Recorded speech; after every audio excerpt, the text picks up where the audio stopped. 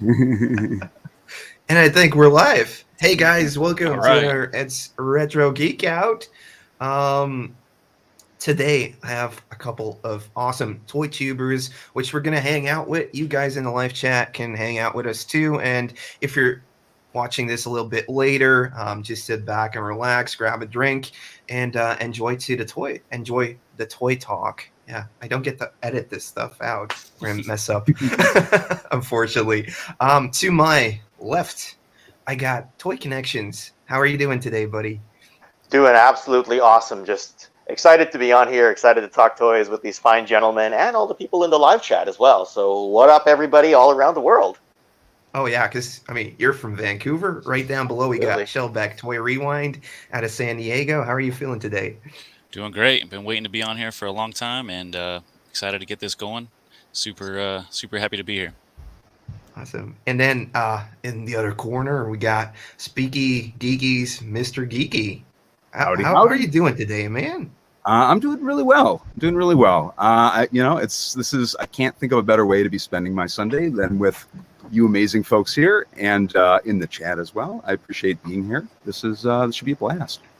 Yeah, for me it's like evening time, but you guys it's like noon or somewhere in the afternoon, I guess.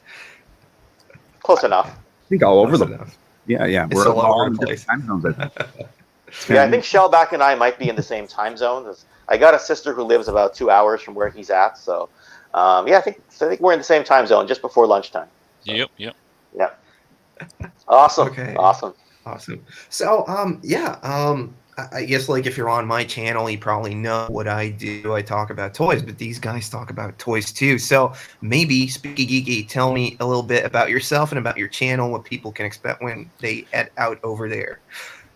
Yeah, no, I mean, we do a lot of really kind of unique content over there. Where over on Speeky Geeky, I'm a fan first, so all of the stuff that I am putting out there is stuff that I would want to see. So it's as I was looking at the kind of content I wanted to make, it was like, okay, well, what's not there yet that I would really enjoy. And so I grew up.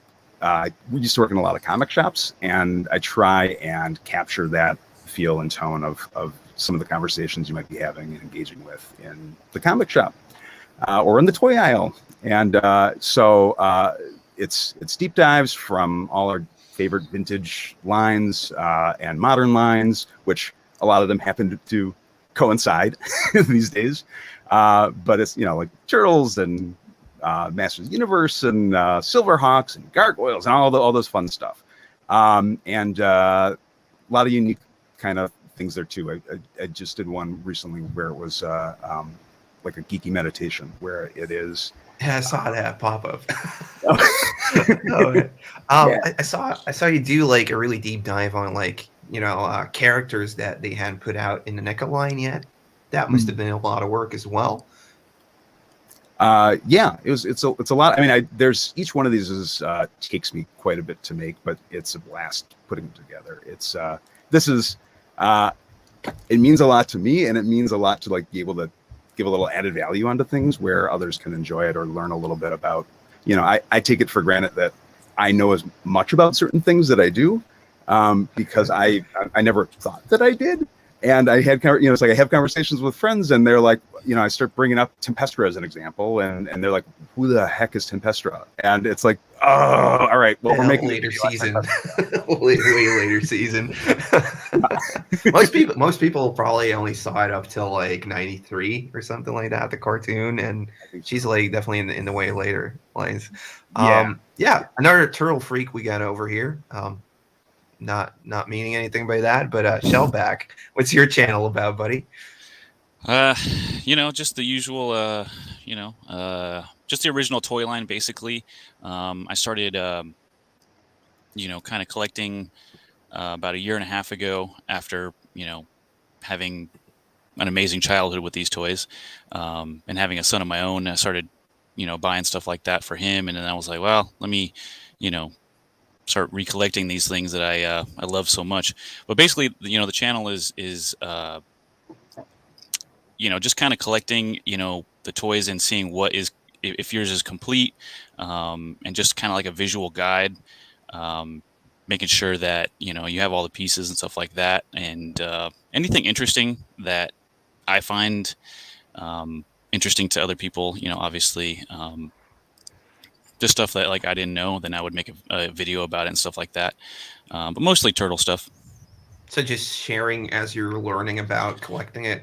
You Right. got in like a year and a half ago, so prices were already quite up high with Yeah. turtles. But you have some amazing stuff. I can see in the back over there. Yeah, I talk about it with my And, wife about the cost of stuff. I mean, she thinks it's upwards about $15,000, stuff like that right off the rip, and I'm like, okay, maybe, but yeah, especially Everyone's going crazy over the Technodromes in the back in the live chat.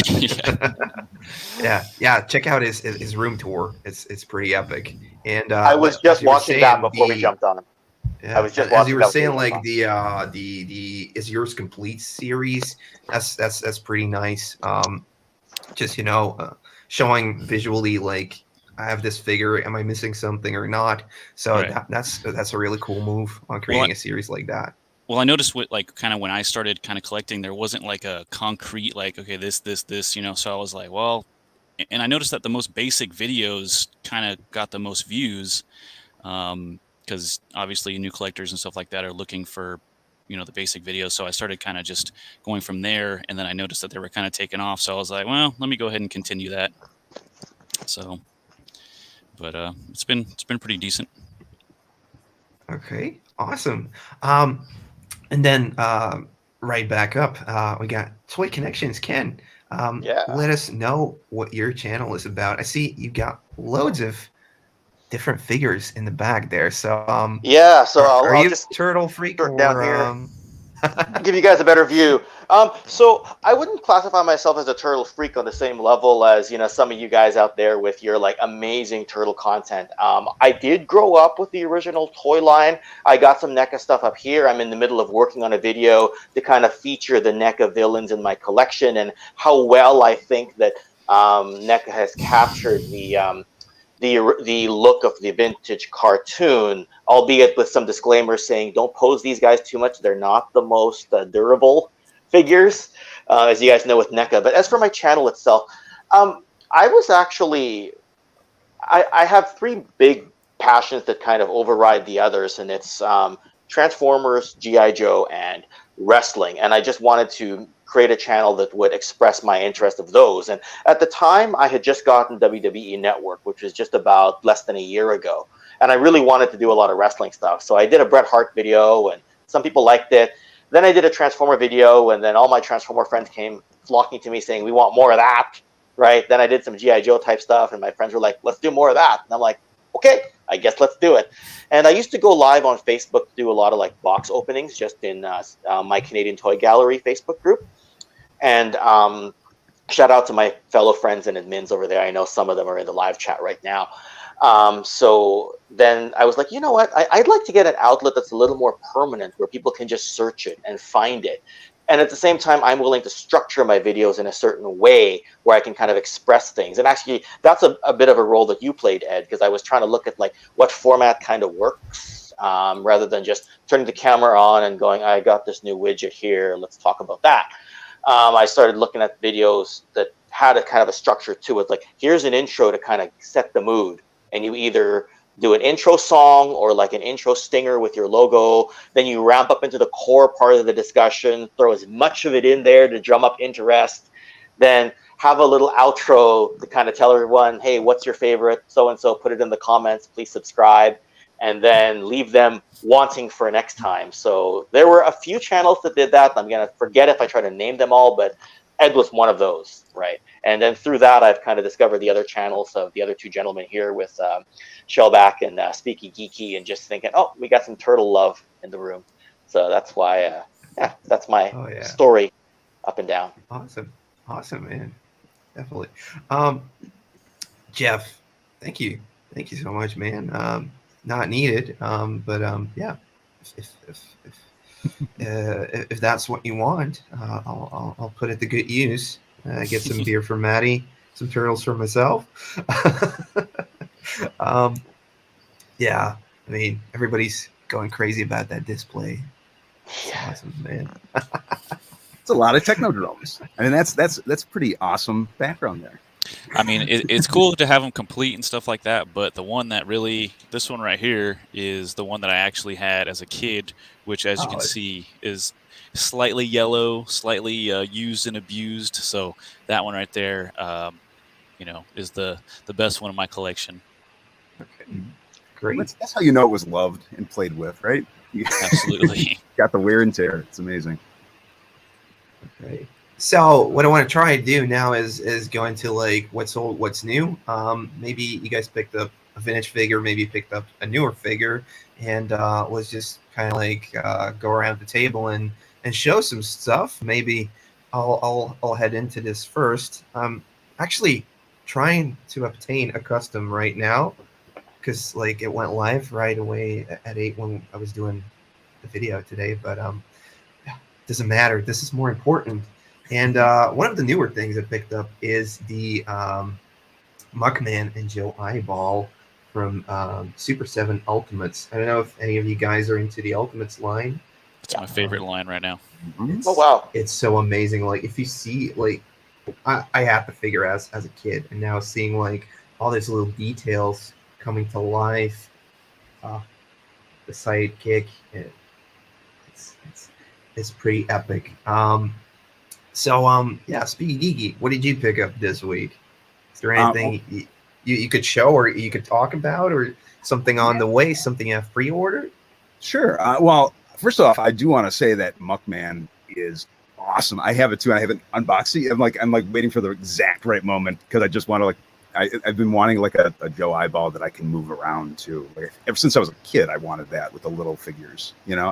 Where it's like I wanted that just as much as the bigger figures where you could have the maneuverability. Yeah, I did get a new thing this last week that I'm really excited about. That's on the newer side, but I also got a bag full of like kind of miscellaneous from a friend of mine that I haven't actually opened yet, so we could open that together and see what's in there. I have no idea. I love that. I love miscellaneous stuff. That's the best. I did see an LJ, one of the old rubber wrestlers in there, which I'm really excited. They got me stoked. So I'm like, yeah, let's see what's in there. But here's what I just picked up, and this is something I'm really excited about, is the Channel 6. This is like, I haven't fully, I haven't opened it yet, obviously, but I just like pulled off the cover here, and it's just like, just seeing that where we get the screen. Oh my gosh, this thing is just like the figures themselves. I've been wanting forever. That Irma looks spectacular, but the box itself, it's like I'm gonna be displaying that. There's no question, where you can have so many different purposes with that. I love how much detail is going into just the boxes, and like it's really a deluxe figure you're getting. Same thing goes for like it's cool marketing. When you see those NECAs like the Super Shredder and everything like that, it looks cool when you see it up in the shelf. And like we cling on to like the vintage cards and all that. They're really taking the next step, and there's guys on Instagram that start noodling turtles, and now they're actually making the artwork for these things like Turbo Pork and all those dudes. It's so nice that everything's the artwork is getting together. Almost just as important as the toy itself. Oh, definitely. Kind of giving you that old school feeling. Dude, I don't know if you can see this up top here, but it's like I have them lined up where it's like the VHS, so it looks like all those figures are getting open too, but the boxes, it's like it has a second like purpose. You can have this as a display also on top of the figures, like it's like an added value to it, which is phenomenal. They know who they're trying to appeal to. Oh yeah, definitely. Anything new or old you got, Ken? Well, yeah, I mean, you might have seen I turned to my display. This isn't new or old, but just because my LJ and wrestlers are off camera, and I know Speaky's a big fan, I just grabbed the first one. I didn't actually manage to reach a wrestler. I reached somebody a little closer to my size. I grabbed Mean Gene Okerlund just to say hello here to Speaky, just because he mentioned he's an old school wrestling fan. But as for old and new, for old stuff, one of my buddies from actually Quebec, which you said where you've been before, Ed, sent me some October Guard G.I. Joe type figures. Now, those are old, but not old. They're done in like the O-ring style, but they were in like the late 90s, early 2000s. So that's kind of where I am with my G.I. Joe collection right now. I'm trying to get like not so much the core guys from the 83 to 89 era, more guys after that now. So that's what I've got there. As for new stuff, got some Mythic Legions here by the Four Horsemen. Those just came in last week, or a few of them just came in last week. And also within that last 1 to 2 weeks, I got some of the new Valaverse Action Force stuff there. Did you? Is like Tony out yet? No, he doesn't come out until May. Because he's like a Valaverse exclusive, right? He is like... in the U.S. Okay. But Canada will be carrying, and Australia will be carrying Valaverse stuff, and they will be able to get the Tony Desert Rat figure there. The one that just released was the Series 1, which has the Sergeant Slaughter, the Steel Brigade, Condor, and a few of the bad guys there. So I got most of the first wave and the BotCon colored Swarm Trooper, the Wasp Raider there, because I'm the Wasp Raider. I remember like Beast Wars. I don't know if it was like I think it was a live stream where like Retro Blasting, he was like talking about, they sent me this really weird yes Motu figure. Like I love the way he looked back in the day, but now this looks terrible. It's like the Wasp from the I think he said something like he hates what's his name? Buzz-Off. He really couldn't stand it. But like, they insisted on sending him. Yeah, they really insisted on sending him in the mail. I was really surprised at this new look when they pulled him up, and he pulls up the Swarm Trooper, and everyone just starts laughing. I remember I spit out my coffee. I think I was. He builds it up so well, but that's like one of the Valaverse ones that I think looked really cool, actually. The Wasp one. Yeah. I opted for the Waspinator colored one, so I didn't get that Buzz-Off similar colored one. I got the Waspinator one just to put on my Beast Wars shelf over there. Okay. So I saw some Beast Wars. Somebody pulled up some Beast Wars. Right? I want to see Ken's later too. This is just more one of the RED line. Yeah. And I've been picking. I mean, that's my jam is the Beast Wars of the Transformers. I've been getting like some of the modern Transformers figures too, but those weren't ones I had as a kid. I always appreciated them, but I got to see yours. I got to see your Beast Wars display later. I'm sure it's epic. Well, my channel has the Toy Kennections Toy Collection Virtual Tour, and on part 2 of it, I think I did like a modern Transformers masterpiece, and I squeezed in some Beast Wars there. So that would have been released in late November or early December. So you can always have a look at that on my channel there. It's like one of my favorite toy lines out of the 90s. I remember when that came on, and like the CGI, and I had Dinobots, like I had G2 Dinobots, so I was actually replaying the episode with the Dinobots because like we hadn't gone to the toy store yet to get real Beast Wars, and I was like, but I want to play, because me and my friends were so into it, like at school, like, Beast Wars, and this is cool. It looked so much like what I knew from Transformers. But it was like, is it Transformers? Is it not? And over here in Belgium, everything gets overdubbed, so it's even more confusing in the end. But love that line. No, and that's really cool, because like I find that I don't always get to talk to people about this. Like the stuff we're talking about now, from Turtles, which is 1988, or I guess late 87 if you're counting the cartoon, up to Beast Wars, which was 96, 97, 98. I'm glad to talk to you guys about that, because most of the people I talk to, like I was born in 1982. Right, so I'm kind of in between, okay, Return of the Jedi hadn't come out yet, Transformers was ramping up, but I'm really only old enough to remember the 3rd season, right? But most people I talk to were in that Transformers, G.I. Joe, He-Man, Big 3 space. I don't always get to talk to people about Beast Wars and Ninja Turtles, so that's what's really cool about coming on here, right, with you 3 gentlemen. Awesome. We have got some guys in from New Zealand. We got Empire Toys, my buddy in from the UK. Is the overdub in Belgium done in French? Well, in the French part of Belgium, they have the Flemish or the Dutch part, and that's done in Dutch. So I do think, actually, it was just English, but then again, greetings from Sweden, and that kind of brings us back to Shellback Toy Rewind. Is there anything you picked up? Anything you got new or old in the collection? Well, I don't know if it's affecting anyone else, but these gas prices have really hurt my collecting ability lately. Yikes. But some of the vintage things I picked up recently, I've been starting to collect the, the turtles with dinosaur cave turtles, turtle yeah. raft and stuff like that. Trying to complete that line. Those boxes are so beautifully done, like Right. the window Yeah. boxes. That's the raft one you got there. Yeah. Okay. Yep. Awesome. And like the later ones are even tougher to get, but it's well Bebop worth and it. April. Those are like Yeah. impossible to find. And then some of the newer stuff that I've been collecting, I got the new Bucky O'Hare just because, Bucky O'Hare I've always kind of been into on the side a little bit. Who made that one? This is Boss Battle or Boss Fight Fight. That's what Studios. that's what it is. Oh Yep. yeah. Awesome. They also put out the Jenny, right? Right. Is Yeah. it on the back? Yeah. Let's see. But this has been out for quite some time. I Yeah. think it's. Yeah. Yep. Okay. It's I thought like were they putting out new ones already? No. there's, I think like five. I want to say like 5 or 6 figures from that line so far. They keep putting them out sporadically. They're awesome. Yeah. Okay. I don't, obviously I stick to turtles, but every now and then I'll, pick up something a little different. But I've always I always liked the cartoon Bucky O'Hare, and I was always disappointed that it ended so quickly and the toy line and stuff like that. So, but I picked that up recently, and then of course, obviously the new NECA 2-packs, picked those up. I was lucky enough to find those in the store. But yeah.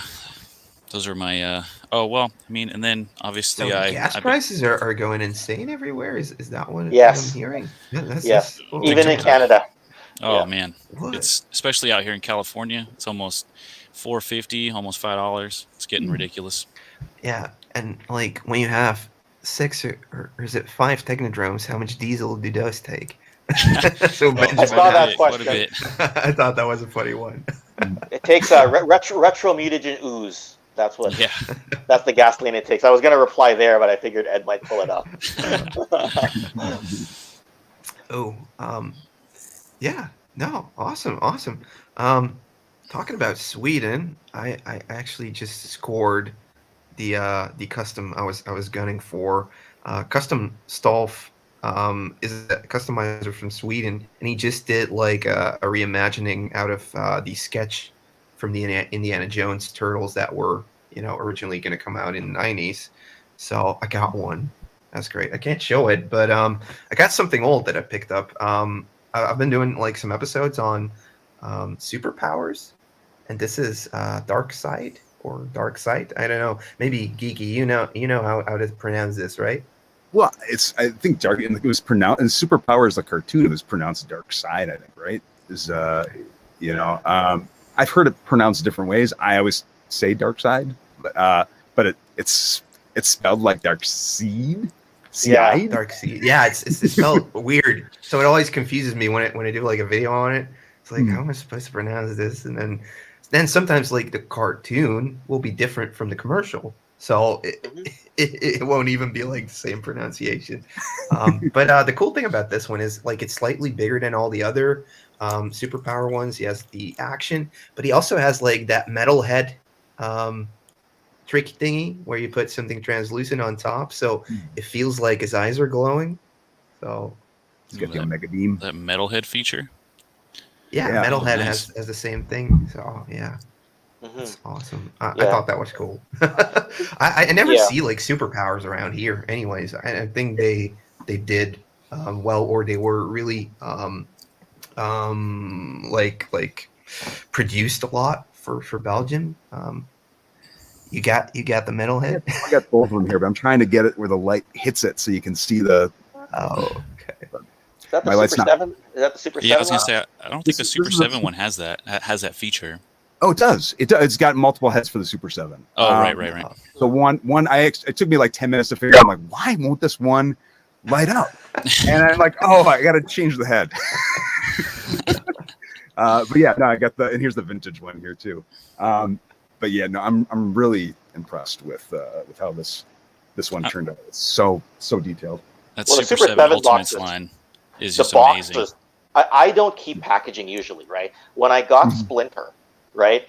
I was gonna throw the packaging away, and I looked at it. I'm like, no, I can't. I just can't. As much as I want to. Do you guys prefer the Super 7 stuff over the NECA cartoon accurate stuff? Absolutely, Oh, wow. 100%. Okay. It depends on what it is, I guess. I have I collect both, which isn't isn't cost conducive, but they're both fantastic, and I like them each for different reasons. So like they're very different figures, but the packaging on both, like Super 7 really does some really cool stuff. I love the way it's layered, where you can like pull it up and it's almost like the reveal. And NECA has, there's original art on the boxes, so it's like, well, shoot, now I got to keep I'm like, all right, well, the box is being kept, and I love almost the Jenga-like way they package the stuff in there too, where they could have a ton of extras in there, and you wouldn't know it until you open, and you're like, there's like 30 things in here, But I'm of the minority on that is like gets really impressed by how they're able to fit, cram all that gram, but. It's impressive, but it puts me out of my pattern of where I usually. Sorry, I'm still holding Mean Gene and gesturing with him like he's anyway. Whatever. By Mean Gene. All right. It's one of those things that for me, like, it broke my pattern of how I almost always get rid of packaging. Right, like when I keep packaging for something, I keep it for like something like Hot Toys. Right, because when I need to store it away, I can't just put it in Ziploc bags and toss it in a bin. There's no way. I gotta, you're gonna spend $300-400, sometimes $500 on a figure. You gotta store it in a box. But if I start going too deep into Super 7, I keep even more boxes. My garage gonna have no space left. And there's like boxes within boxes, like, I know. 'cause it's the same thing like with the Motu, the Matty Collector ones. They have like a similar like box, but at like the personalization thing of the figure on, so you can't throw it away either because you want to keep it. It feels very nesting dolls like. It's gonna end up that toy collectors, the only thing they're gonna be looking for is space. Oh yeah, right, yeah. It's yeah. Why do you think we're renovating? I wish I had the option. Oh man, yeah. It's not for that. It's for the kids, but yeah. But still, like I would love more space, honestly. Okay, so I kind of planned this. And Mark Spark was saying, I get on one of these chats. Hopefully, you get invited. This has been building for like the past year, and some of you guys, I know I met Speeky Geeky on one of the live streams we were on together. The name eludes me right now. I had it before. I had it written down. Dave Wonders. Yeah, and Wonders. Yeah. But we have been talking before that, Ken. We had been talking a lot before that as well. So I just wanted to get some guys together and just hang out. If you want to be invited to one of these next time around, just shoot me a message on Instagram or something like that, and we'll start talking and see if we can find some common ground to talk about, because that's what we're here for. Let's talk toys. Next segment is kind of like, what was the main toy line or main toy lines that dominated your childhood? Ken, let's start with you. Like, what was the main dominating toy line, and which ones do you have like the most fondest memories of? Did it already trigger you to start collecting back then, or how did that go about? I'll stop talking now. Don't worry about it. I'm used to your voice by now, right? I watch enough toy histories and enough unproduced figures to get used to your talking, so it's all good. So my earliest memories of toys were really Transformers Generation 1 and Masters of the Universe, right? And I remember having those figures. I don't remember any of my He-Man leg bands ever breaking when I was 3 or 4 years old. I remember taking an original Generation 1 Bumblebee and going, oh, cool, there's a red one in the cartoon named Cliff Jumper, and taking a red felt pen, making them all red, and then going, cool, now I can't get the yellow back. I'm trying to wash it off, and it's not working. I kind of want to change characters, and it never worked. But so that's one of my earliest memories. And when I moved to Canada in 1986, I I started slowly getting into things like Real Ghostbusters and GI Joe, but for the most part, Transformers and GI Joe dominated my childhood in terms of the toys that I had, and then wrestling kind of dominated like the pop culture guilty pleasure that I would consume on television, if that makes sense. And then I didn't get into collecting wrestling till later. But then around the end of 2002, I was visiting my sister in the States, and I got a hold of a copy of season 2 of the Transformers on DVD. So I was like, once I get back to Vancouver, I'm going to look up some vintage shops. And sure enough, first week of 2003, I'm buying toys again. And originally it was going to be, I think I'm just going to buy Optimus Megatron, get a couple figures to throw on the desk. And 20 years later, I'm going, yeah, that plan completely and utterly failed and got completely kiboshed. So ended up collecting way beyond the handful of figures that would fill half a shelf. And the time I was in university was close enough, so I was still living at home with my parents. And they were like, what's your room filling up with? Like, didn't you outgrow toys? I'm like, no, I guess I never did. And here we are, many social media outlets and a YouTube channel later. And yeah, I'll stop there. But many toy lines and a lot of fun. Like back in the day when you were a kid, like how much of the toys you were getting or wanting do you think were provoked by what your peers thought or what your friends in school thought about it? Okay. Like, did you have like a guilty pleasure that you were like, yeah, kids at school don't really like it, but I want the Lego, or I want this thing? Is there like a guilty pleasure? Yeah, so I mean, when I was, in kindergarten, grade 1, everyone was into anything from Transformers to Real Ghostbusters to GI Joe to Ninja Turtles. So I was very deep into it as well. That whole thing about when kids at school stopped liking stuff was around the Power Rangers era, because around 93, I would have been in grade 6, and it was mixed reaction. It's either it's too kiddie or it's really cool, depending who you asked. And you got your dog in the room there, Shellback. Say hello, buddy. So sorry about that. Oh, hey, Go Figures online. Hey, Adam, good to see you. Awesome. So what ended up happening there in grade 6, see, while a lot of people saw Power Rangers as being very kiddie, what I saw was a Megazord that was very much like a transforming Transformer, and a bunch of teenagers hanging out like Saved by the Bell.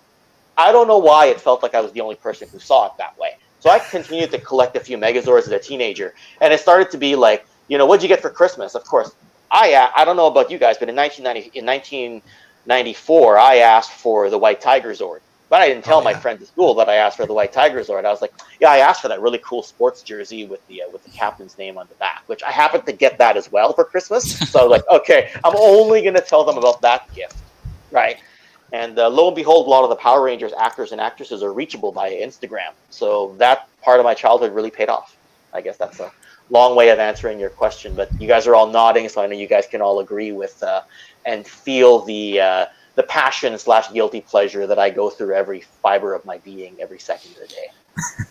Definitely. Yeah, Power Rangers I was a bit younger, but Power Rangers was like when that came on, everybody was like on board, and I kind of had the same thing. Like, I didn't really feel too much for the Rangers, but I liked the Zords.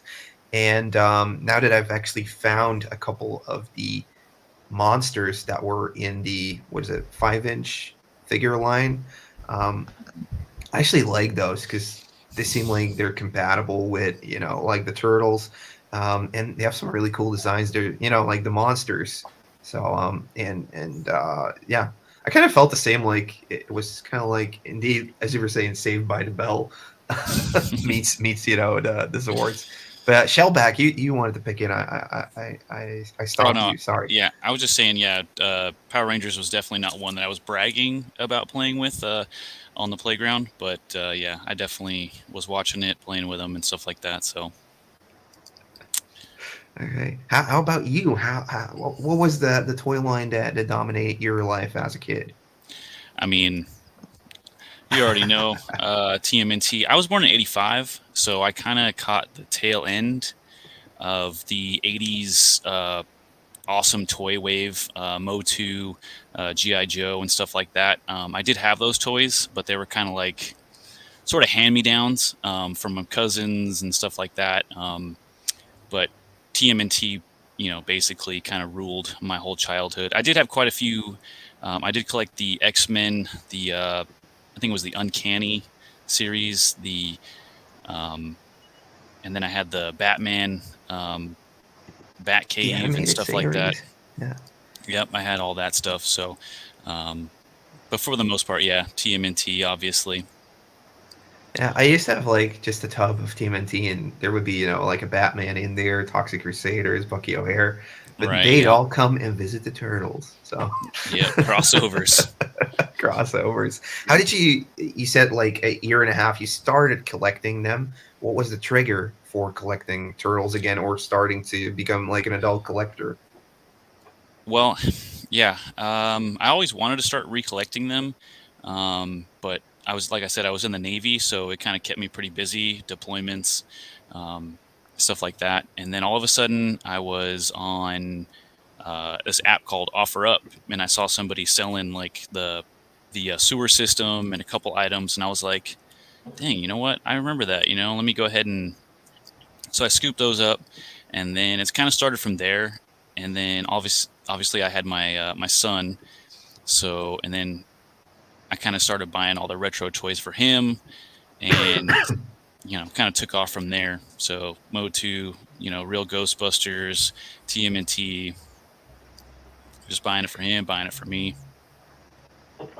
But your main focus is the Turtles right now. Yeah. Probably, I've been yeah. thinking about branching out, but I figured I would at least complete the Turtle line before I went in any other directions.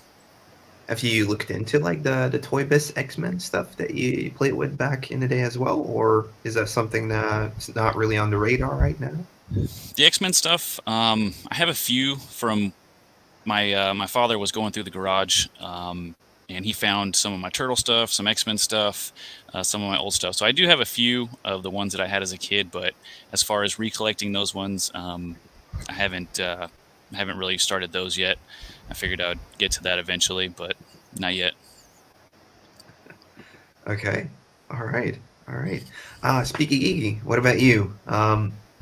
What kind of toy lines were you into? Oh, I mean, I had so many. But my main ones, I think, when I was little were I had all of the Turtles other than Scratch. And that one was just like always my big white mutant whale. Even as a kid? I'm so excited now because it's coming out with the Super 7 one. I'm like, yes, finally. So I'll be able to get that. I'm like just kind of chomping at the bit like to get that. But yeah, no, I had all the original Turtles, and I had all the Masters of the Universe, Inhumanoids, Sectors, and those are some good lines. Yeah. Well, like Wild West Cowboys and Mesa, all Street Sharks, of course. Those were like some of my favorites with the action features that they had, like the whale with the tongue that would move, like that became like one of the big bads when I'd have the big wars, against the Turtles. And Extreme Dinosaurs. So I mean, there's some really fun ones. I was also into X-Men 2 and Superpowers and wrestling, and so I used to have like the ring, where we'd have like family team ups where we'd have my family members would come over and they'd bring their wrestling figures, and we'd have the ring, and we'd be like, all right, well, I'm going to be Hulk Hogan today, and you're going to be, the Bushwhackers. That's not fair because there's two. Hold on. If Vince McMahon really booked that match, do you really think the Bushwhackers would have won? No, okay, as a kid, we don't know that. No. Today we do. Yeah. It's a very good call on that, by the way. I had to. I'm sorry. I had to. Well, I mean, but I remember like the when I would have friends over, there was a point where I'd be like, if I knew someone had a certain toy, I'd be like, yeah, come on over and let's play together. Because I'd be like I like finding out that someone had a faker, right? And I was like, that's Blue He-Man. That needs to happen. Let's play.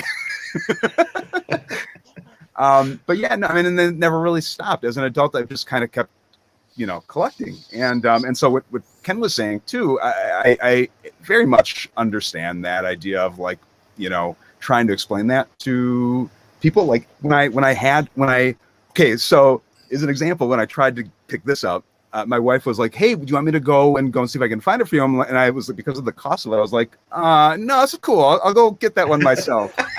Because I don't want to acknowledge like what I'm spending on something like that. Where it's like, and Valentine's Day coming up. Right? That's like what my girlfriend asks. Like, yeah, but how much is it worth? Like everything I have like or like when one of my kids is running around with it, how much does that cost? Should she put that back? But she got me into it. Like I was collecting video games, and she knows. Like I was all about turtles. I had like loads of different toy lines, Beast Wars, Power Rangers. It all ended up playing with the turtles, honestly, and she knows it. So like I guess like 10 or 12 years ago when we were like at a flea market, I was looking for games, and she saw like some cool merchandising stuff, and she was like, "You should pick it up," And I'm like, "Okay, I'll start collecting turtles as well then. Thank you." And she would continue to do that like for the next 3 years when we would just head out to flea markets. So I ended up having a collection, and then I start buying stuff on card because I was like, well, I don't have this. I want to have it, So she triggered it all, and she's still like how much is that? Don't you need that? Don't you want that? Don't you? So yeah, she's like masterminding it. Yeah, but I interrupted you, so go ahead. Sorry.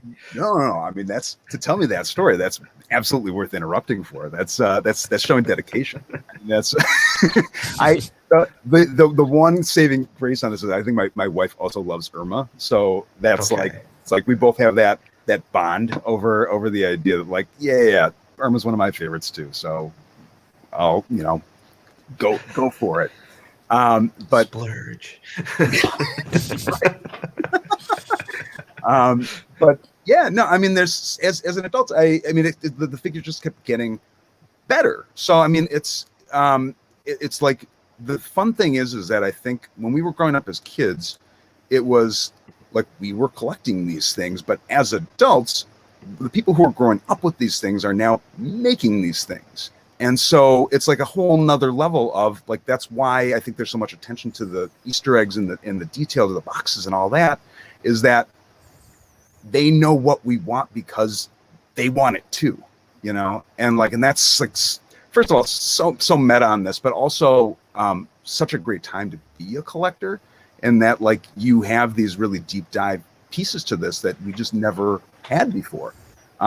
It's really fun to me. So like, I don't know. I used to collect McFarlane stuff, like the Spawn stuff when that was first coming out, and then that went away, and then the Four Horsemen kind of went off and did their own stuff, different places. Now coming back to McFarlane is like, it's like coming home. It's like you're getting Cygor, but you're getting Cygor much more articulated than you ever had him before, or And to me, that's so incredibly cool because it's all just little pieces of art I get to have and interact with, which is. So you were saying a bit before that you wanted to kind of like recreate stuff like talking in a comic book shop. Did you work at a comic book shop, or did you just visit it frequently? Yeah, no. That's a big omission, I guess. I growing up, I worked in a handful of different comic shops, and it was a lot of fun. And those conversations are some of my favorites. So it's because you would just get into conversations it just don't come up in normal every day.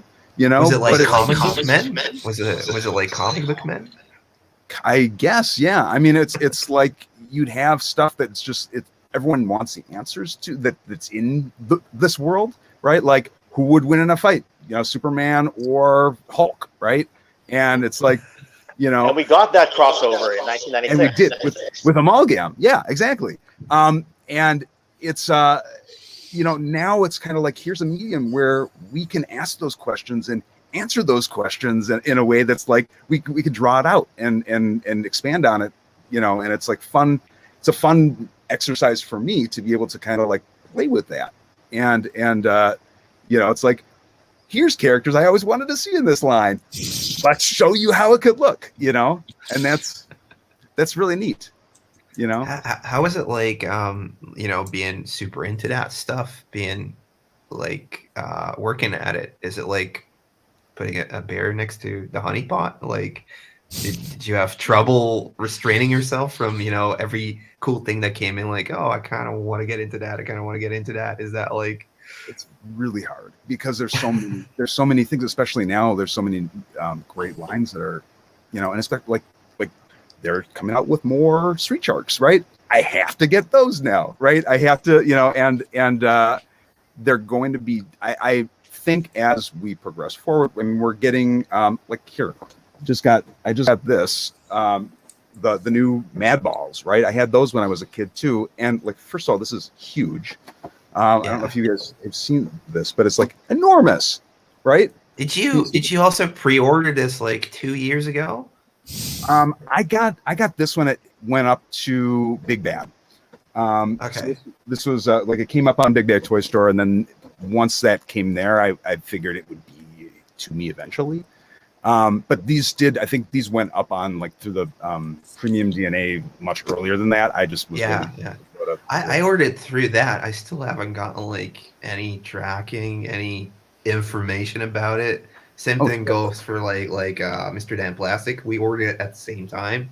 He's been sending mails like, is this, you know, still happening? Or and then like people started like popping it on Instagram, and I was like, okay, so we didn't lose $300 on this. So yeah. But it's good to see that they're actually real.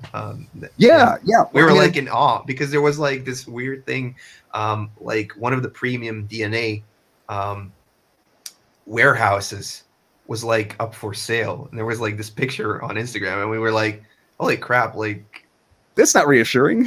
Yeah, like when you sent them an email, like there would be no response. So it was so weird, man. Yeah, no, I've been hearing stuff like that too, and that's kind of like why I waited till went up to Big Bad, because Big Bad I always had great experiences with, and it's the same thing with the Battletoads, right? The Battletoads was another one where I'm like, okay, I need to get this now because these look fantastic.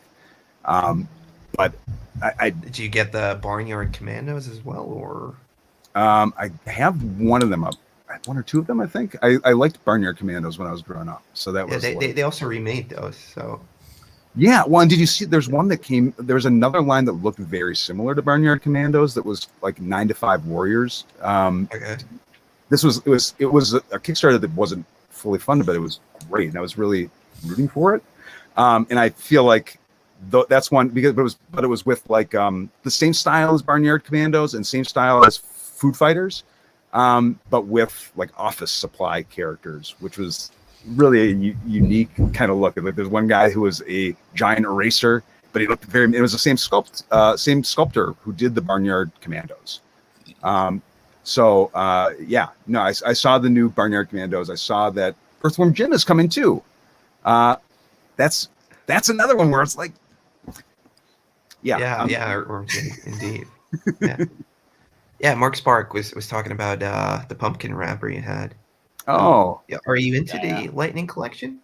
I like the Lightning Collection. I mean, I'm also getting the Super 7 one that they've been offering. The Lightning Collection's been great. I mean, I'm a big Monsters, Power Ranger monster guy. So this is like, I watched Power Rangers, I think probably the first, maybe it was like the first at least 6 seasons, right? Yeah, the Zordon era, basically.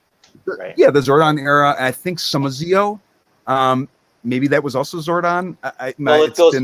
It's MMPR for 3 seasons, then Zeo, then Turbo, then Space. That's the Zordon era, and then Lost Galaxies, kind of tied into the Zordon era. It's like the transition out of it, kind of thing. Okay. So I don't know. I was looking it up the other day, so it's fresh on my mind.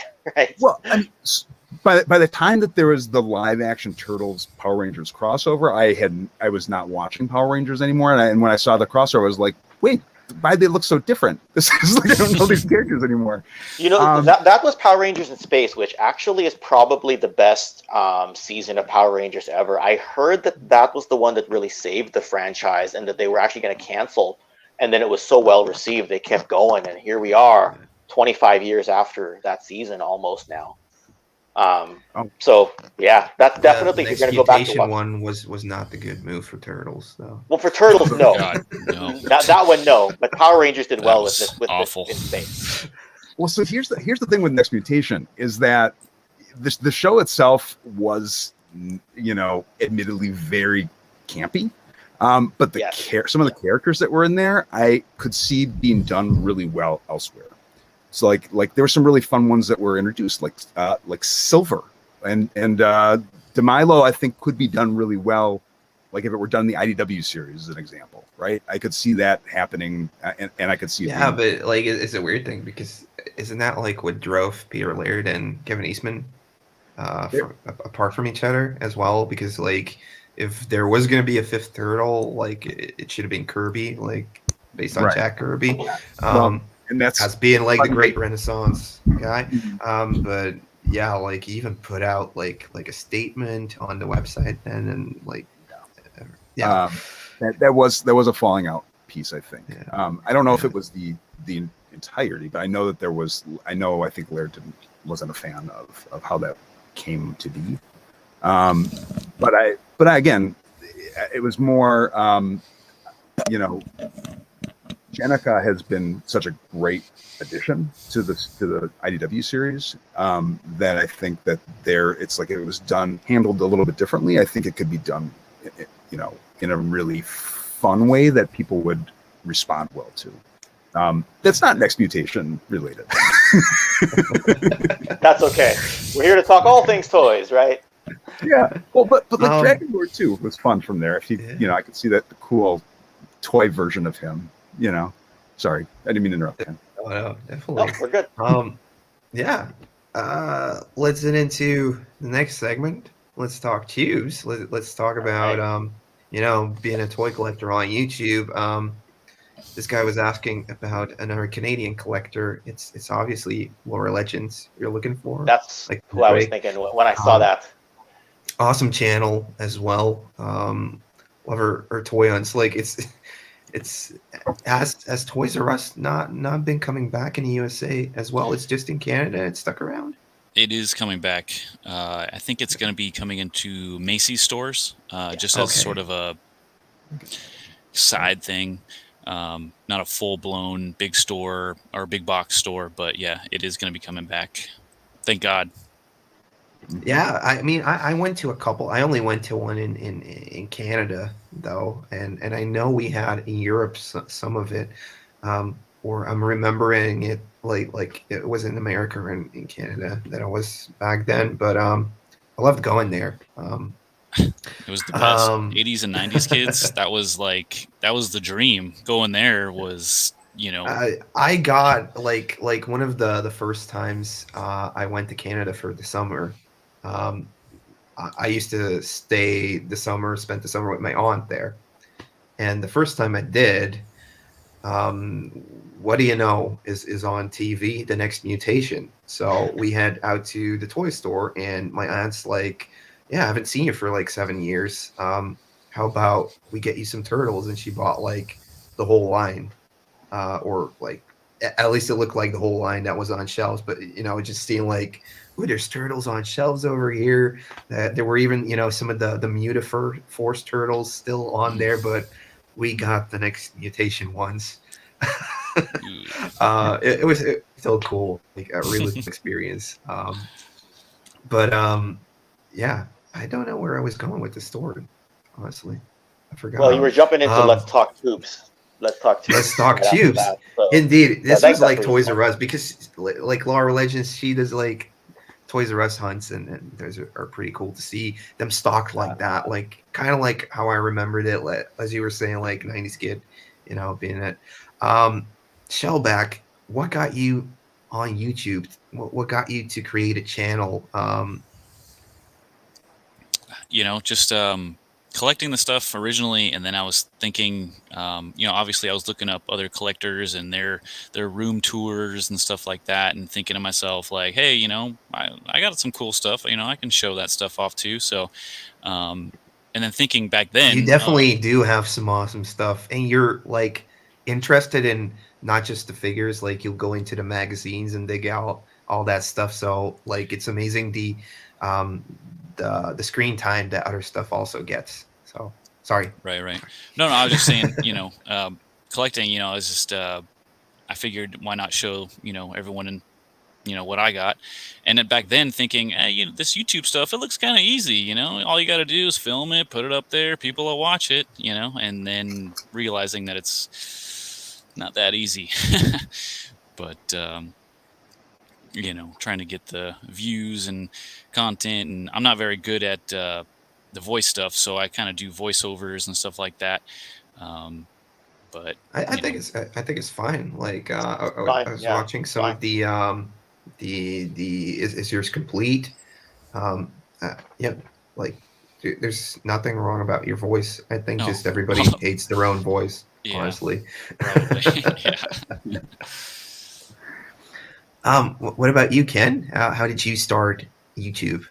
So let's touch back on one other thing there, and why I didn't get onto YouTube sooner, because I started in April of 2021, so I'm still relatively green at it.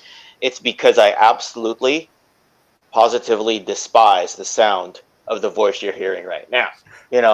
I seem to be the only person in the world who hates it as much as I do. But so that's why I didn't jump in sooner. But as for what got me in, I think just touching back at the beginning there, where I just wanted a way to kind of express the hobby in a constructive and analytical kind of way, share stories from childhood, share stories from adulthood, and just jumping into being like, if we could put this in a more permanent space, right? Something people could go look back at, or I could go look back at if I need a refresher. Just create something of a library.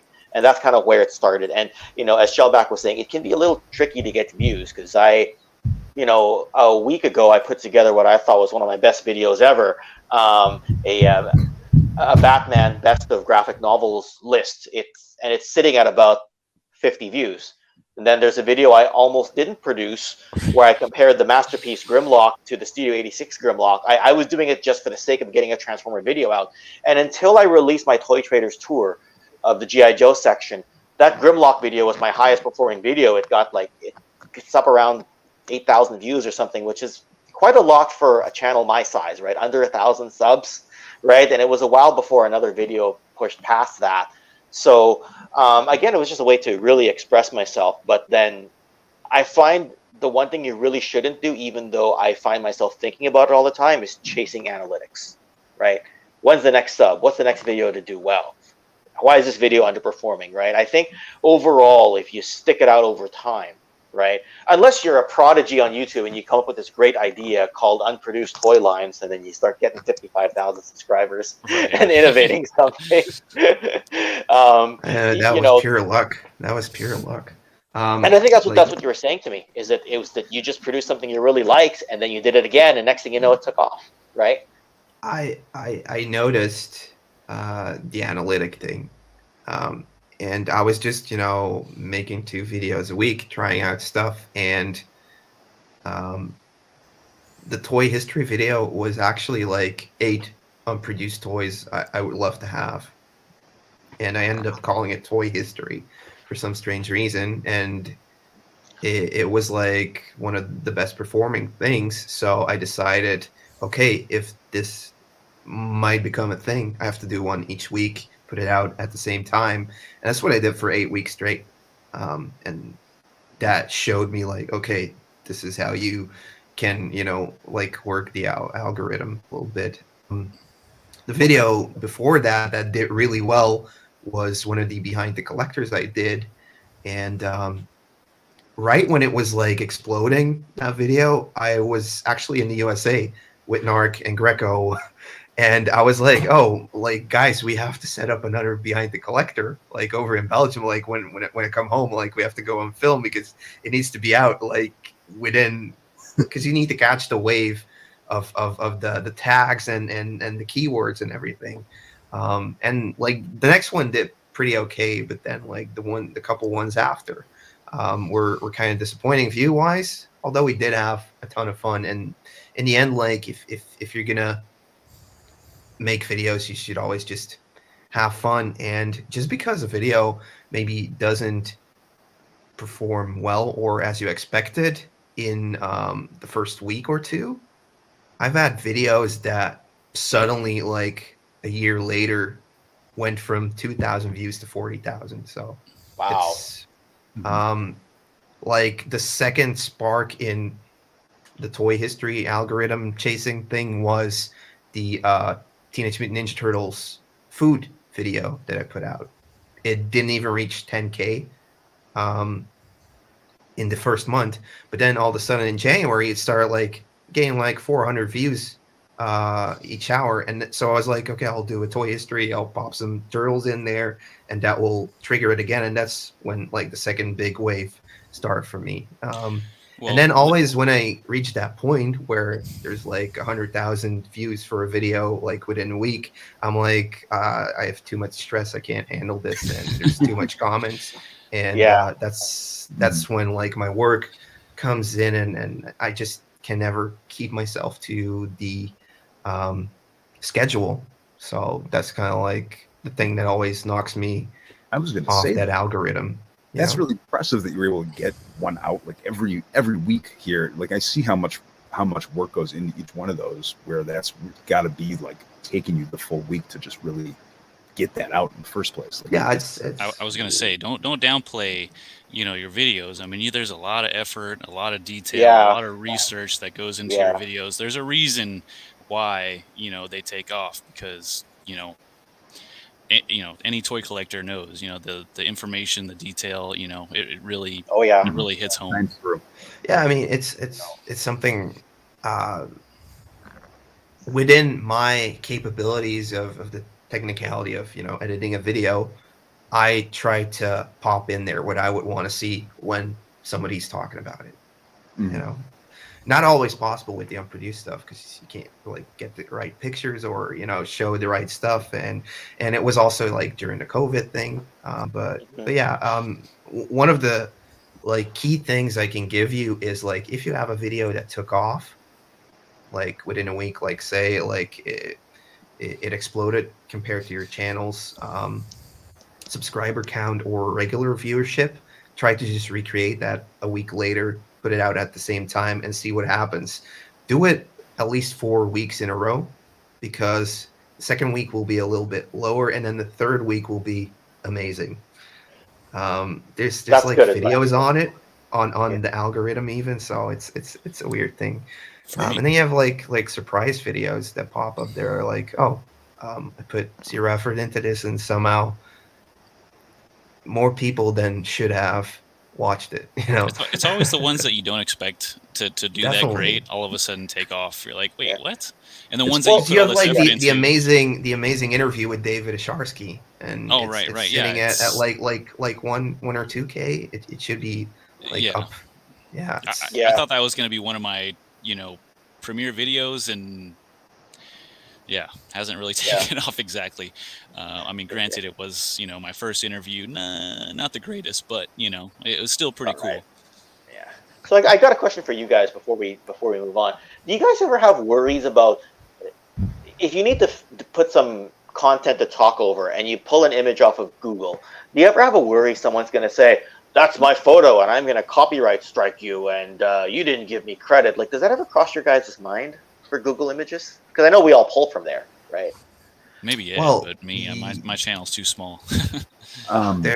There's like a part of fair use, and I've had like run-ins with people that are like, you use my image, and like I'll credit them, like if they come up with it, and I can verify that it's actually theirs, because I've also had people, oh, you took this, that's mine, it doesn't even belong to you. like what are you talking about? But there's like fair use thing, like when you discuss something that you can actually showcase it if you want to bring a point across. Also, like anything that is uploaded on YouTube, you can reuse on YouTube and talk about. It's in like the clausule or whatever. But just be, I guess, be courteous with when you use it. Like I try involving more people into, like, now people will come up to me and be like, I have this, maybe you want to talk about it, maybe you want to use it, and I'll figure out, like, do you have something you want to push or that I can promote for you when you do so.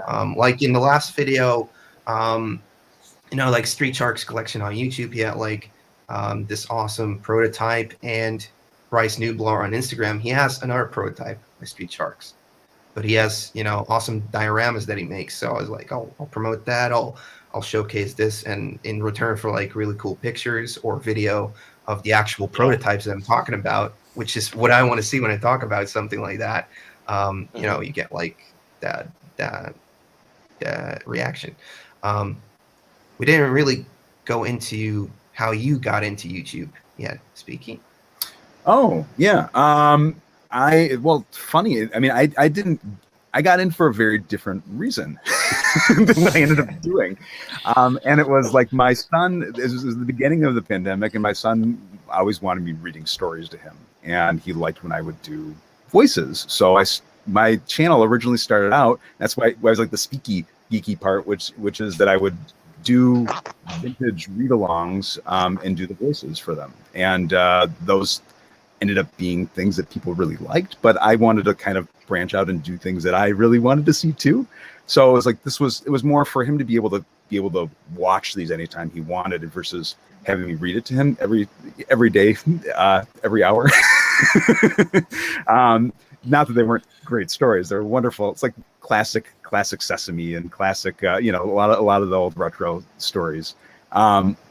But that's what got me into it, and then that stuff started doing really well. So I branched off and did a separate channel, which is Geeky Junior, which is like all the read-alongs. But I still occasionally try and sprinkle in if it makes sense on my Speeky Geeky. Like I did a Ninja Turtles one that was like off the classic, the classic movie adaptation, where I add in, music, and I add in, the sound effects and stuff. So, I mean, that's what got me into it. And then once I started, I was looking at it more towards like, here's the different stuff that I'd love to see, and here's, it happened to be where I was getting fun interviews too. So I did one with like Chris Fawcett, and I did one who's Chris, he did the book, the Rad Plastic book. And I've got him coming back in the next couple of weeks, where he's gonna be back on the show too. Cool.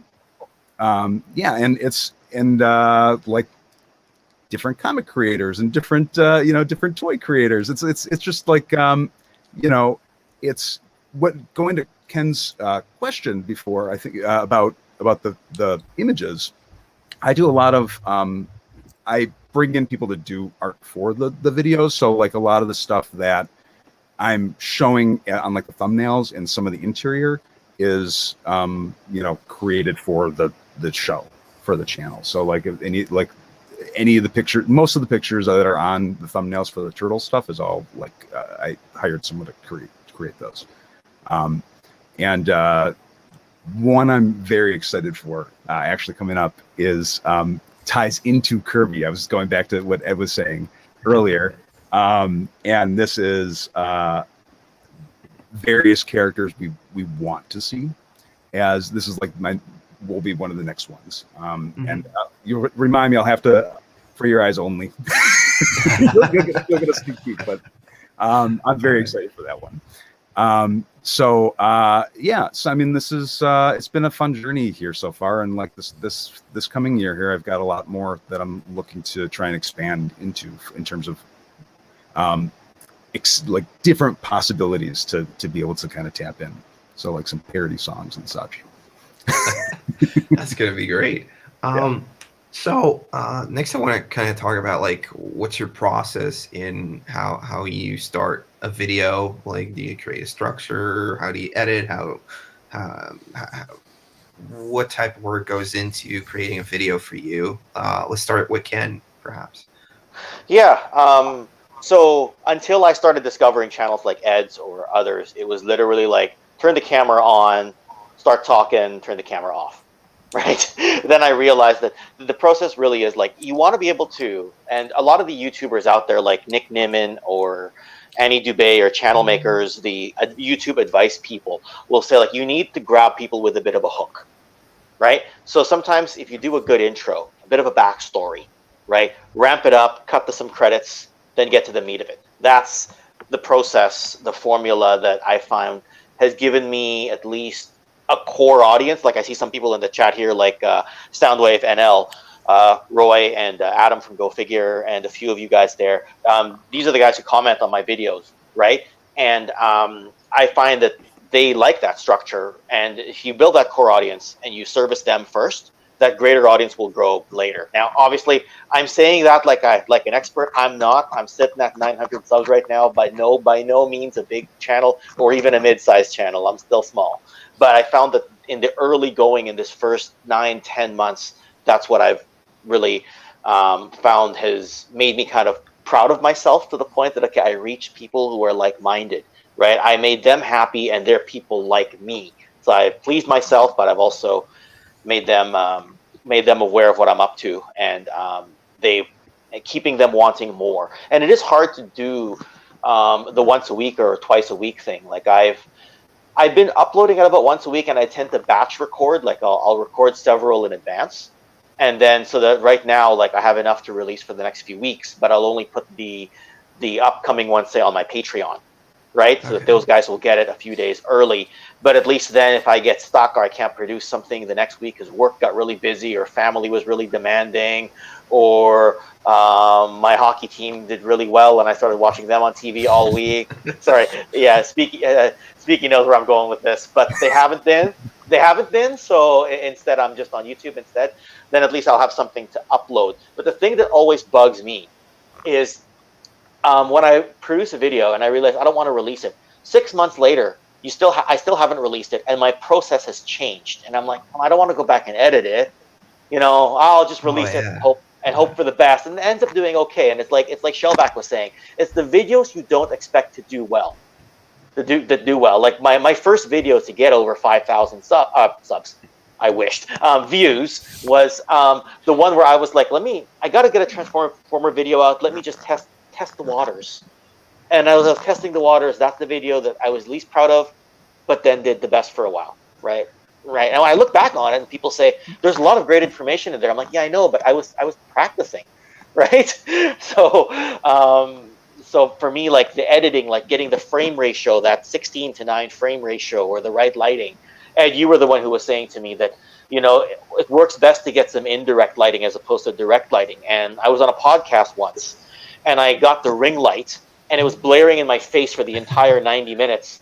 And by the end, I had a massive headache, and we had to go for dinner after. And I'm like, sensory overload. So I started taking the ring light and facing it the other way and doing what you said. Let the light bounce back at you.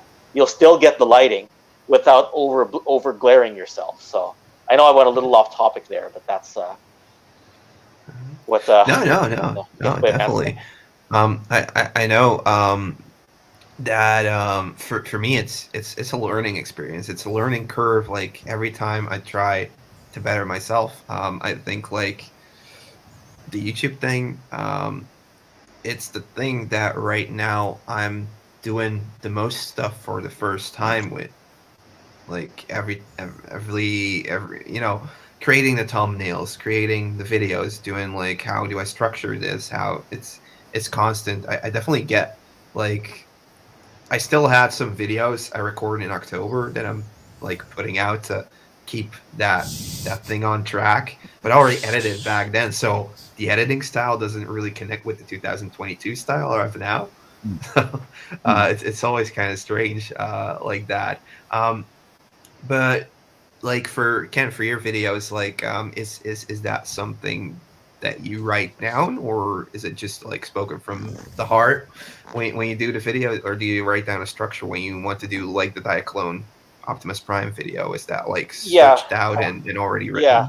So speaking of videos that have underperformed, that was one of the videos I'm proudest of, and it's sitting at about 160 views right now. And I'm like, come on, I know the algorithm's going to see you one day, right? But yes, that one was actually basically the way I structured it was the completion of a nearly 20-year journey, because I saw that Diaclone Optimus back when I was a student at university and couldn't afford it.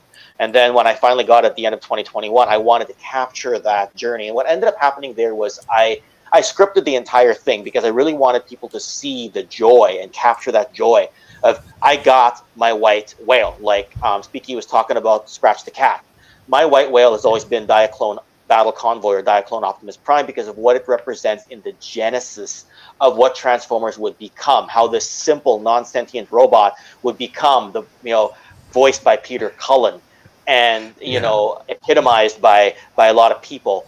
So when I did that video, I just wanted to make sure people felt that raw emotion when I got there, and that they could connect with me and they could relate. They could say, "Hey, I had my white whale, and it was Scratch the Cat, or it was the Wonder Bread He-Man, or something, or it was the USS Flag, whatever it was." Right. So that was the plan. But yes, I scripted that entire thing, and I talked to. Speaking of getting images, there's a site out there called Transformers Square One or TF Square One, and I had to talk to Maz to try to get permission for some images, but there were certain images that were basically in website exclusive. So he was like, I don't want you using any of the European Joustra images, but you can use all the other ones. So I had to source those off like sold eBay listings or something like that to get those images in, and I had to credit him in the video for the images that I did use.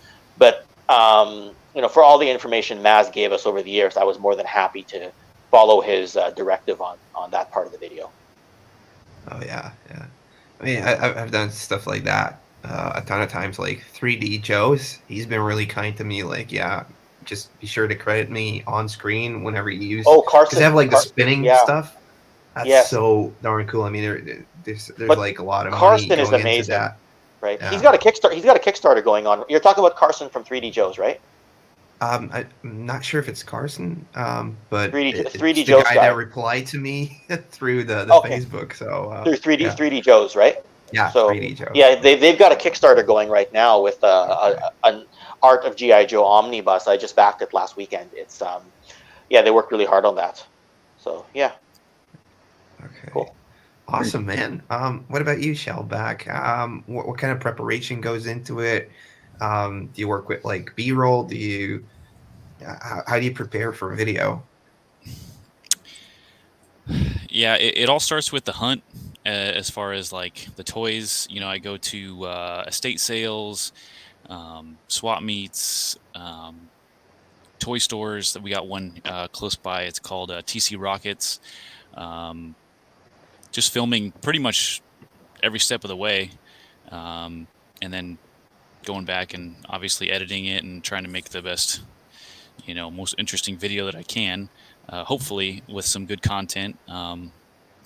Around here, it's pretty difficult to kind of find the retro stuff, but that's basically where it starts. And then I do everything pretty much on my phone. It's all I use InShot. Just edit everything on my phone. I don't even need a computer really. But is InShot free or is it paid? That's free. I mean, there's a couple things you need to pay for on there, but I just use the basic version. Yeah, because I'm using Viva Video on my phone, and there's things I love about it and things I hate about it. Sometimes I'm editing, and I'll come back, and one of the captions will have moved over 3 seconds, and I'm like, I didn't do that. Why can't you save it where I left it? Right. So if InShot doesn't do that and still gives you all the effects, I'm definitely going to get a free one rather than this paid. It doesn't cost much. It's 45 Canadian a year for me to use Viva Video, so I don't mind. But if I could get a free one that's better, I probably will take it. So I haven't had any issues with InShot so far. I think I've done 97% of my videos with InShot, so no issues with that. I do have one quick question for Speeky Geeky, though. I was watching your one of your recent videos. Obviously figures that haven't been produced, and I was just so impressed along, with Ed as well. The detail on these videos it's like I'm wondering how much of this is off the dome or how much of it is researched through or for the video. Was a lot of research. Okay, because I was like, I well, was thinking to myself, I was like, man, this is like so detailed, and I'm like thinking to myself, I'm like, okay, do I know this much? And I'm like, well, I mean, there's a lot that's just is right up here, right? That I just remember from, like, especially if it's something like Turtles, where, I just remember a lot of that from watching.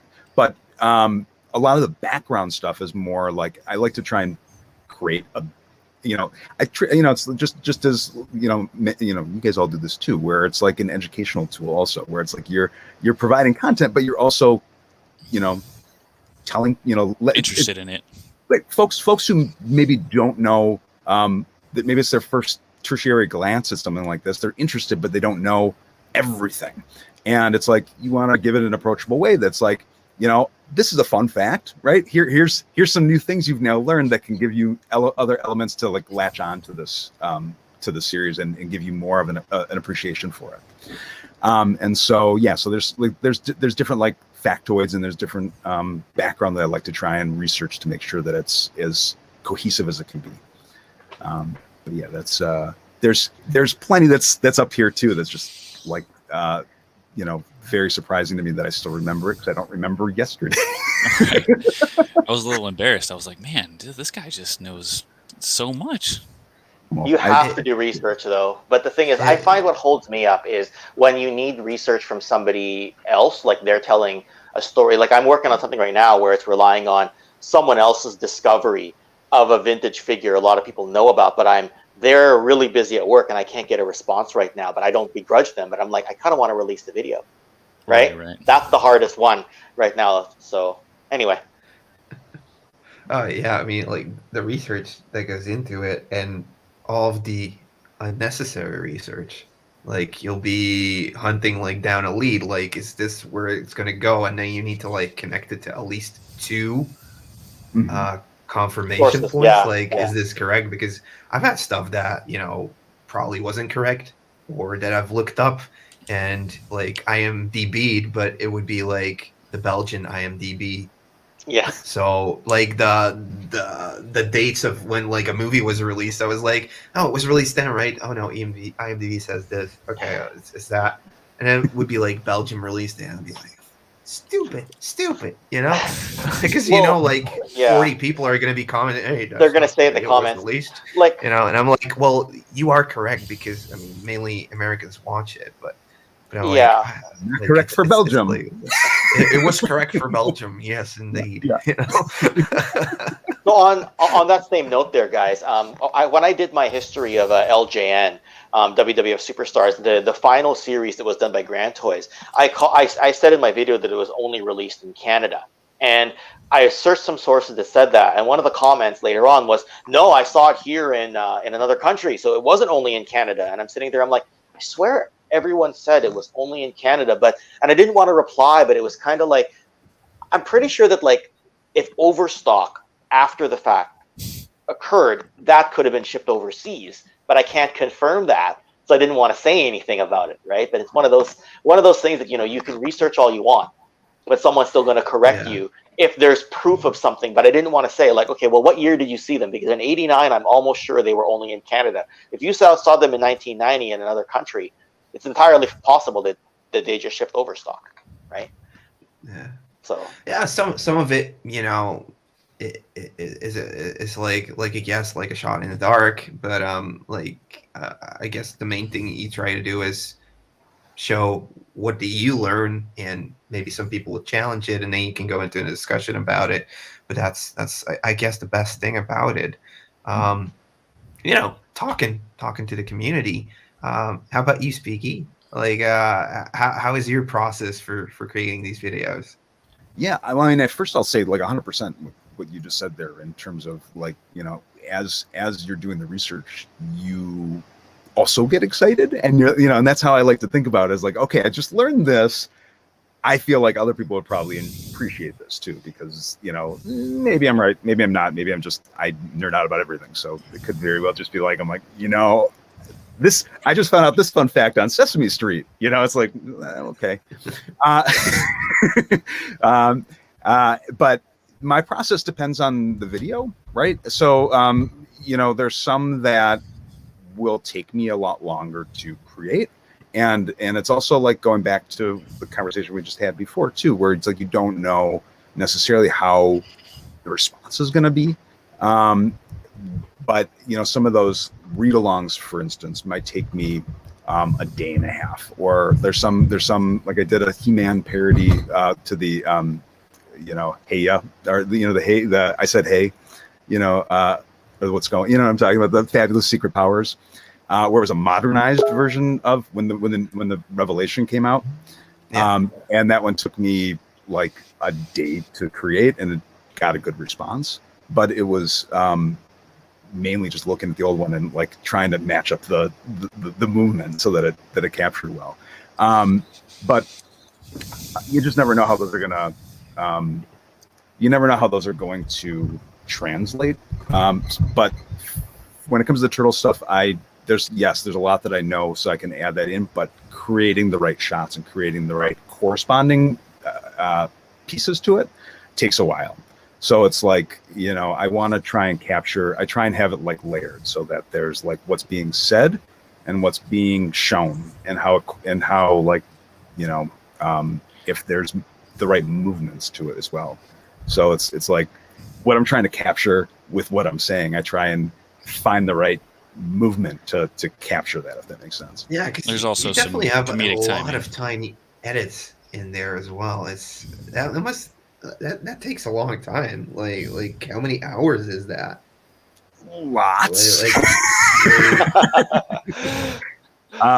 It's depends how long the video is. If for a like 15-minute video, it could take me like a week and a half or so to create some of it. But like in hours, like how many working hours is that? There are some days where it's longer than any working day. So it could be something like 12 hours on something like that. Okay, that makes So you're looking at sense. like a 40-hour work thing into one video, something like that. Or longer than that, yeah. Or longer. Yeah. Well, definitely shows. Well, thank you. Yeah, for sure.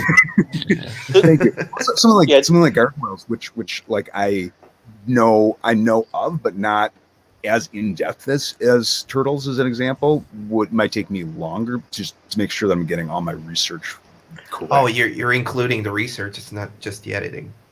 Well, I mean, yeah, it's part of the process though. So yeah. Yeah, definitely. But yeah, it's part of the process, and a lot of it I create as an article first. Sometimes, as then I take that and create the script. So it may be on my website first for some of these videos, for some of the things that ends up becoming videos, but they're get changed in terms of what I want it to capture better when it's as a script.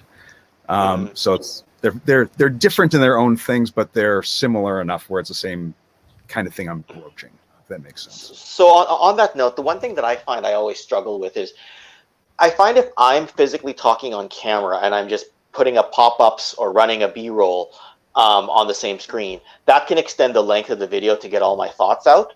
But I find if I'm doing only the voiceover, I run out of footage. Like I'm talking and I want to go for 3 or 4 minutes and I've only got like 10 images and I'm like, do I want to put the same image on screen for 35 seconds or is that going to be too long?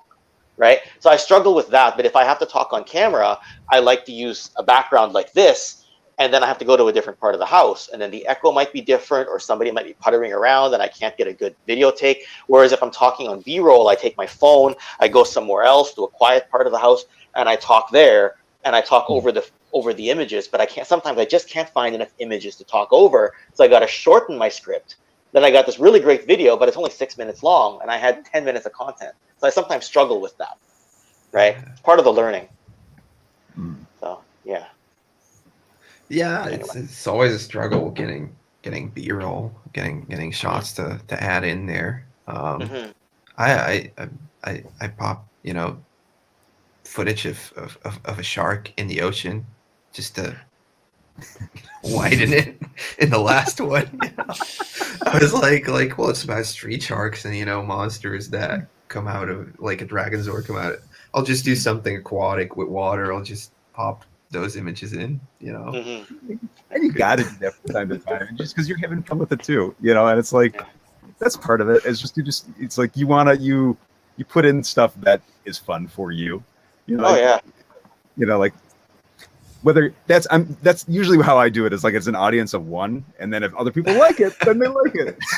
Right. But when you're having fun, time really flies, right? Like we've been going here for 90 minutes, but I don't know about you guys. It feels like it's been like half the time or less, right? Oh, for sure. So, yeah. Yeah. When it comes to talking toys, and it's like I could do this all freaking day. You know, this is my happy place. Yeah, but we are coming around to that hour and a half thing though. So I knew this was gonna happen. We were gonna want to talk for way longer, but yeah, I'm gonna get the stink eye very soon. So we all have to get to scripting the next videos. How about we just go over channel once again and just talk about what you're working on right now, what people can expect you to release in the next couple weeks, and then we'll unfortunately have to say goodbye.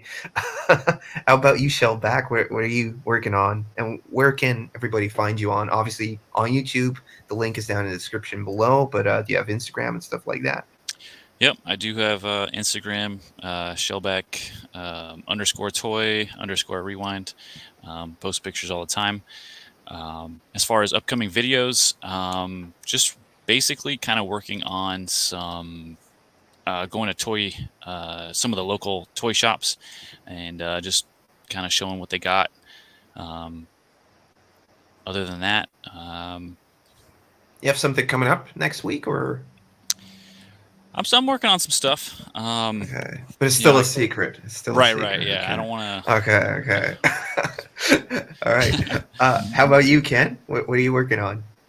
So, I mean, just to touch on what you said at the beginning there about toys that we got, I was working on some Valaverse Action Force stuff and how it ties into the original G.I. Joe, because the Steel Brigade came with a dossier and a patch. So I remember the name of my original Steel Brigade as a kid, and I kind of go and I recreate that experience, and I talk about, and it's funny you mentioned Carson for 3D Joes, because I needed some of his images on the website to create that video, and I credit him and everything. So it's up on my Patreon right now. And I'm working on that Steel Brigade evolution from then to now, and how my Steel Brigade name is rejoining the Steel Brigade in the modern 6-inch scale. So that's the video that's going to release next week. And I mentioned that I was working on a NECA Ninja Turtles one. I've actually got my YouTube studio pulled up right now, and I'm looking at my patrons are going to kick my ass, because I've got like 6 or 7 videos queued up when I was batch filming over the last couple of months, and I haven't shown them all of them yet, but I'm working on a comparison between the G.I. Joe Classified Red Ninja to the Marvel Legends Hand Ninja. That's one that's coming up. I've got the, I think I mentioned the NECA Ninja Turtles one. My Toy Traders virtual tours, where I go and I look at the G.I. Joe section or the Star Wars section. I've got the Motu section queued up to go. And I've got another video queued up as well about Cop's Checkpoint and how he's the son of Wayne Sneeden, Beachhead from G.I. Joe, and that not so much an Easter egg anymore. A lot of hardcore fans know that, but I talk a bit about that, and I show how well the Cops figure scales next to the G.I. Joe Classified Beachhead and do the father and son thing. So I've got 4 or 5 things that are on the way. The Cops, there. the 80s toy line? The 80s Cops, yeah, because they're like sized up G.I. Joes, right? They're they they're sized up G.I. Joes, but yeah. but they kind of scale with the G.I. Joe Classified stuff. Okay, all right. So putting them side by side, and you can find me just on here, Toy Kennections on YouTube, and thanks to Ed, because I've already got a few new subs just in the time that this has been going on. So anything you need me to do for you in the favor in the future, all you got to do is ask, and same goes for the other 2 gentlemen who joined us here. And you can find me on Instagram as well at Toy Kennections, one word. And yeah, I try to get to every response as much as I can. As long as I can still manage the comments and the messages, I will continue to do that. So yeah, over to you guys. Awesome, yeah. Toys connect people. That's right, Punter. Speaky Geeky, what do you have coming up for the next video? For the next one, I've got I think 10 on queue, but I've got there's a couple that I'm really excited about. One is variants, so it's turtle variants. Which variants do we want? Which is going to be the first of a multi-part series. Then I've got another one that is You mean like the sewer spitters or the undercover ones or something like that? It will be, so there's one I'm going to be doing for Super 7 and there's one I'm going to be doing for NECA, and both will be different based on what's there. So for the one for NECA, it'll be based on the different variants of C in the Fred Wolf series. Yeah. And there's some really fun variants between all those different characters there. Just turtles alone, there's so many different possibilities. But I'm talking April and Vernon and and Irma and Super Irma. We gotta get digging it a little bit deeper. Yeah, exactly. And so then there's going even deeper. I'm going to be doing something that's the figures that we want to see in the Fred Wolf version that were never in the show. So, but we'd love to have as toys. So and that's again, there's a callback to something we talked about earlier. I don't want to say what it is yet. But I'll show you those. I'll show you a little tease. But that's one I'm really excited about. I've got more of the meditation stuff coming. That is, so I did the turtles, mindfulness in the turtle lair. I've got one that's going to be Star Wars themed. That's going to be where you're on Dagobah with Yoda and about learning how to use the Force. Which I'm having a lot of fun with. And then a lot more I'm doing over on the Geeky Junior channel too, which is more of those books. So I'm trying to see if I have any of those down here with me. But I think the next one is like Grover and the everything in the whole wide Grover Museum. So they can find you on YouTube on both channels, and you got Instagram, you got Twitter, you got. Yep. So here on YouTube. Speeky Geeky, as well as Geeky Junior. That's the kid-facing one. And yes, Instagram is Speeky Geeky Official. And Twitter is still Woe is Oz, which is it's my comic series that I had from years ago. And I can't figure out how to change my name. so that's where you'll find me. Yeah, that's where you'll find me on Twitter, Facebook, Speeky Geeky. I've got the channel on there too, the page on there too. Yeah, all over the place. That's me. Awesome. I'll have a new video premiering tomorrow, like in 25 hours, something like that. Hopefully Greco will get one done in Narc, and then we can do like a premiere Madness Monday once again. So definitely tune in for that. I wish I had it up lately. I wish like I had like 10 videos lined up already, but like toy history, like, so hard to do. Like I try getting them out on Thursday, and I'll know like if it's not done before 11, like it won't be out like 11 here, so 2 p.m. New York time. So it's insane. Like there's no like I have ADD, so I won't start working on it until like the time is.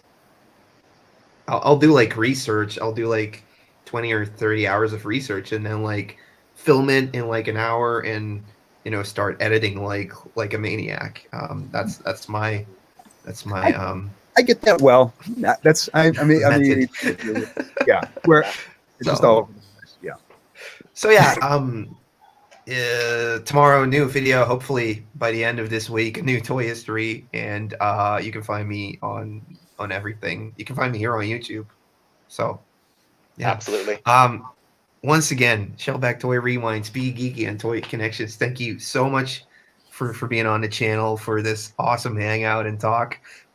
Yeah, I hope to do a couple more of these. So yeah, if you have a channel, reach out, and maybe we can set something like this up for next month. So yeah, that's gonna be it for now. See you guys next time around, and bye. Appreciate it. Bye. Thank you. Thank you so much.